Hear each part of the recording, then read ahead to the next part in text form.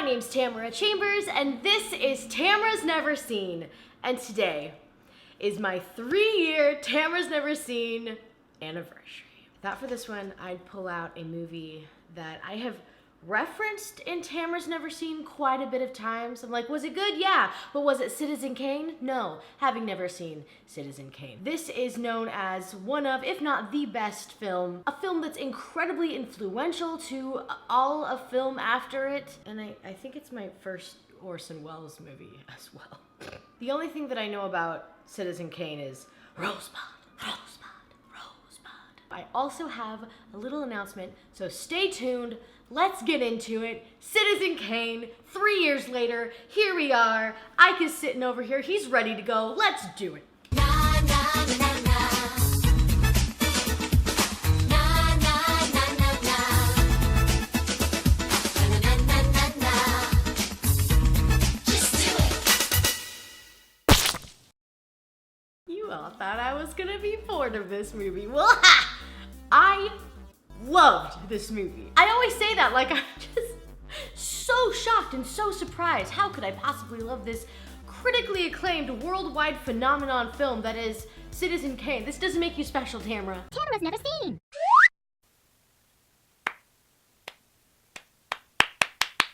That was so good! I don't know though, after Godfather, which I liked but was bored by, I was worried about this one. I found this to be incredibly entertaining. It's under 2 hours. That's all that I want. I thought that this film was about this mystery. What does Rosebud mean?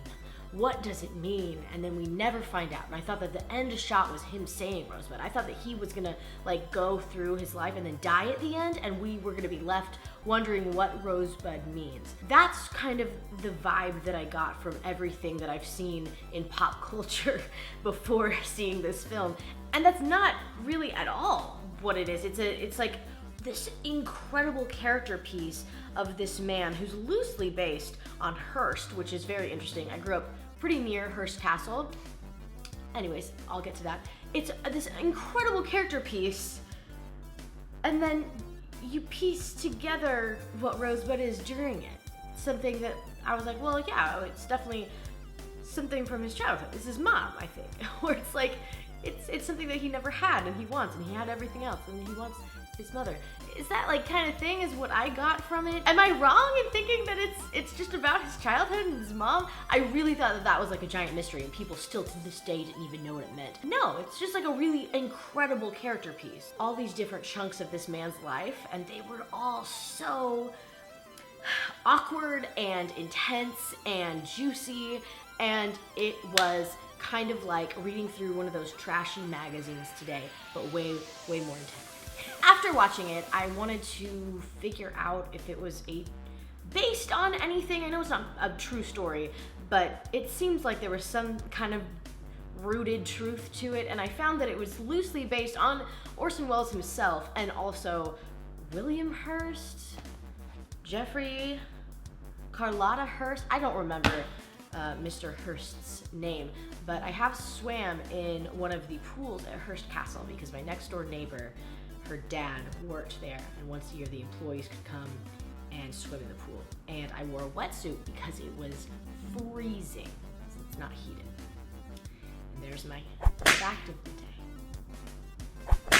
I also read this article, and I watched a few videos about it, that were saying that the Hearst family has just in 2012 had just forgiven Orson Welles for the movie because it kind of smeared Hearst's name, and Hearst did a lot to keep it out of the limelight. There was no Oscars won for Citizen Kane. It was kind of a flop when it first came out, so it wasn't until later that it gained all this recognition. That's super interesting. I found it to be really gorgeous, and some of the effects were awesome. The makeup was incredible, and they did some really clever things, but there were other movies that were doing these things at the time, and this was certainly one of the first. I watched a video saying that there was some Nazi films that were doing stuff like this that he took from. I don't know if that's true or not, but apparently there were movies that were doing some of the things, like the different shots. And so for it to not be a giant success up front is so, I mean, the acting and the characters were incredible. The story was great. The premise was awesome. But it's just interesting that this is now claimed as, this is Roger Ebert, Chicago Sun-Times. Many agree it is the greatest film of all time. And that's so interesting that that happens like after the fact. It wasn't like this initial commercial success. Super weird. I just wonder who heard him say Rosebud, because his like servant walked out of the room, his like lady waitress and butler, I don't know the term. She walks out and then he drops it and says Rosebud, and then she runs back in, and she definitely didn't hear it from there. And then later the butler was like, yeah, I heard it. I heard him say Rosebud. And then we all ran back in. It's like, well, where were you in the scene? What a weird thing to write in when we didn't see it. You showed us the scene and then you're telling us something completely different. That's weird. Then they go into this editorial piece about Charlie Kane's life, but they're talking about Xanadu, which is like based on Hearst Castle. And it sounds like an advertisement for Zoo Tycoon. So many animals, misshapen statues, things that really shouldn't be together all in one place, but they are here on Zoo Tycoon. The first eyes that we see through in the first part of the story is his caregiver. Somehow his family comes into some money. I rewind it and watch it again. I don't know how they got money. I think I missed it in the very, very beginning. I think that it was like gold mining or possibly oil. I think it was gold mining. For some reason then, he's taken away, Charles Kane, the son, who was like 8 at the time, he's taken away to go to good schools and be brought up with rich people, and so that he can be like an influential man. It's super, I think, just very dated. I think that definitely wouldn't happen now. I don't imagine. If I came into money, no one would be getting Ike to take him to prestigious schools with only the finest tuna around. No. But the caregiver comes and he's taking away Charles from his family, and Charles doesn't want to go, rightfully so, and he starts throwing his sled at him. And the guy goes, "Why, Charles, you almost hurt me." Ow, Charlie! Then at 25, we see him running the Enquirer, and he shows up to start really changing things up. And this is something that Hearst did in his lifetime. Then he goes on to marry the president's niece. My date with the president's niece, oh yeah, my date with her. Love that movie. The journalist goes and meets up with Mr. Leland, who's in the hospital and who just really wants a cigar.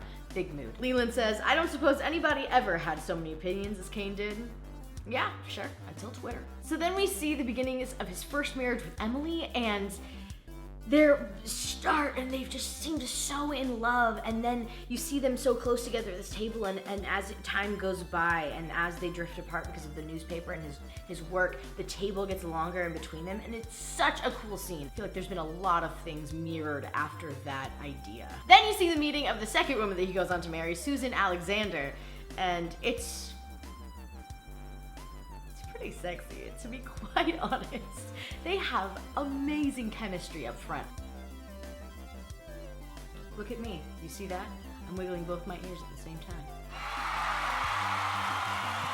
But then the next scene you see Emily finding out that he is having an affair, and then it ruining his campaign and marriage and life, and I wrote, "It's awkward and intense and well done, and it made my blood pressure rise." He loses the race. He builds an opera house for his new wife, the singer that he was having the affair with, and then he really pushes her to put on a show, and she doesn't want to, and it ends poorly. It's bad. She gets terrible reviews.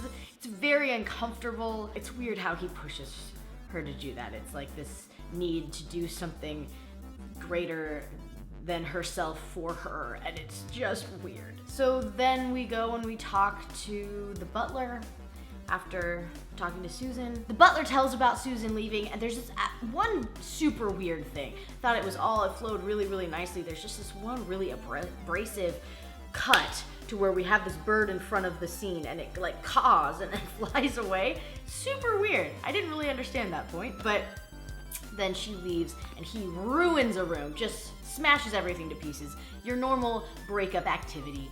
And then he finds the snow globe. And the butler recalls him saying Rosebud then, and then recalls him saying Rosebud on his final breath.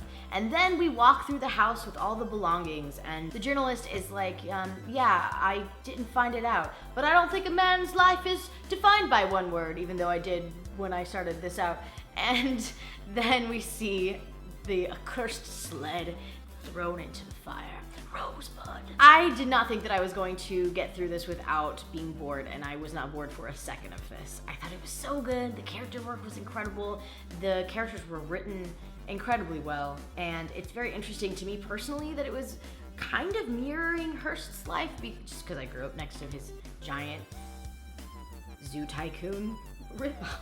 There are a lot of people that think that it is boring and think that I am going to think that it is boring. And I could see how you would think that with my past record, but no, I didn't. I thought the characters were so interesting. I didn't think that it drug. I liked the format of it coming through different people's, because I wanted to hear from all these different people, so I thought that was really interesting. And I thought Orson Welles was super, super grounded in the role. The different time periods that he himself played were just really, really well done, and like I said, it looked great with the makeup. I did it! I feel like I've gotten over a milestone of not being bored at Citizen Kane. Wow. I've learned so much. I think you like it, but won't be sure why it's many film critics' best movie of all time, because I sure don't understand. I understand in the sense that it's a really old movie, and for the time, I think it must have just been incredible, though it really didn't find its footing and love an audience until later. I don't know how much later though, so I don't know. Still a lot of questions, still a lot of things to learn about this film, but watching it now,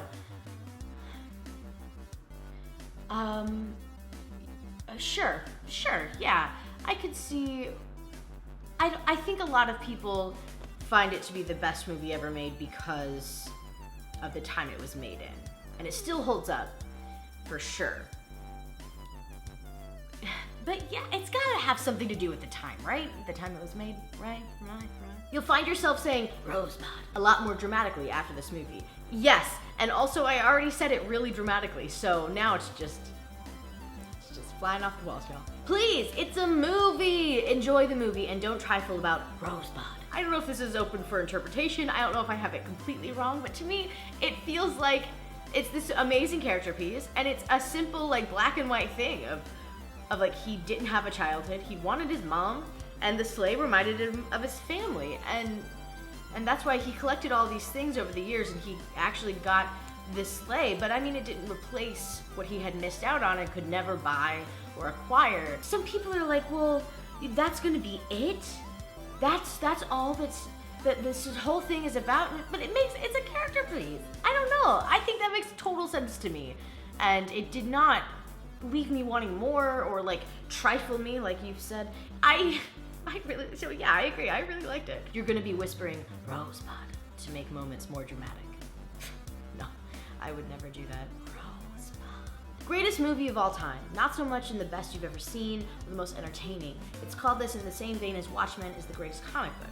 It embraces and pushes the medium it's in and can only truly exist in that medium. So yeah, you more eloquently said what I was trying to stumble through earlier. It's not definitely the most entertaining film I've ever seen, though I wasn't bored with it, I was very entertained with it. It's just impressive, I guess, is why people put that on their list. I wouldn't put this on my favorite movie of all time top 3 list. That's not saying much though, because Big Fish is my favorite movie of all time, which is not a cinematic masterpiece like this is. So yeah, it's a very different thing. You'll whisper Rosebud into the camera at some point during the video. Again, I just don't feel like I need to do that. Rosebud. Is this the last TNS? Because there's still plenty of movies out there and more hair flips to be done. Okay, for my announcement. So this is my 3-year Tamara's Never Seen anniversary.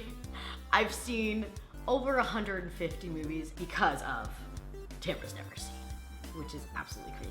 These are my 3 years of notebooks that I have filled to the brim with notes from Tamara's Never Seen. Oh my gosh, the lipstick from my Young Frankenstein one. Gosh, these lips are too green. Can't do it. Can't do it, guys. It's too much. There is art about Tamara's Never Seen. There's a shirt someone made about Tamara's Never Seen. There's stickers. There's this. This is a whip brush that someone made because of the noise that my hair makes when I flip it. Ike became a household name. Shh, it's worldwide. I've learned a lot about what I like to see as a viewer and what I like to talk about, what makes me excited, what inspires me to go out and make things and write and film. And I've made a ton of mistakes. These are my original notes, and I wrote, Bernadette Peters sees their terrible commercial and immediately experiences a ghost in her fridge. Tamara, it's Sigourney Weaver, girl! I still make those mistakes. Everyone does, but I've learned so much about that. I've discovered this love of film that I never had. I just didn't grow up with it. Outside of like Indiana Jones and Star Wars, little Lord of the Rings here and there, some Star Trek. I didn't watch these cool lesson learning, life building stories, and to see them in my 20s has been so interesting. I've connected with so many people about how they also didn't grow up with movies, and it's really cool to like watch it side by side with what I'm doing, or people who did but who missed a couple and they're like, oh my gosh, this is a great excuse to watch them, or for people who grew up with everything and were like, I can't believe you get to experience these now for the first time ever. And talking to people about it was so exciting. Getting all these references with my coworkers that I never got before, so exciting. Just being a little bit more in tune to the world around me, super exciting. This show has been such a highlight of this time of my life, and it's something I will always look back on with such fondness. And with that being said, I think I'm gonna stop. I don't want this to become something that gets super stale. And very luckily and thankfully, I work with people who want me to work on things that I'm having fun with, I'm passionate about, and then in turn makes a good product. This is a show that I always want to do, just not as a weekly thing. So in the future, there will definitely be Tamara's Never Seen episodes when the mood strikes. It's really hard not to get emotional during that. This show has meant a lot to me. Also, this is completely my decision. I'm just an emotional mess. Thank you so much for watching. 3 freaking years. That's incredible. I'm still gonna be doing Tamara Just Saw. Again, I'll be doing these for sure, just not weekly. And there's a lot of new stuff coming also in the works. So watch out for that. And until next time, I will see you later. That was a terrible outro. And until next time, I will see you later. Bye! Any parting words? Oh yeah, that light is pretty bright, huh, buddy? Drop it.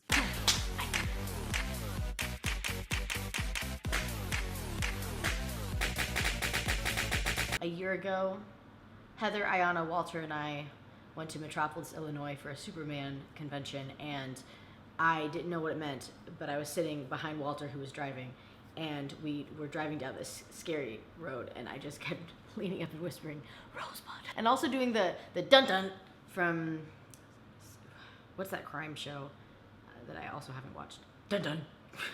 Just throwing out references that I don't understand.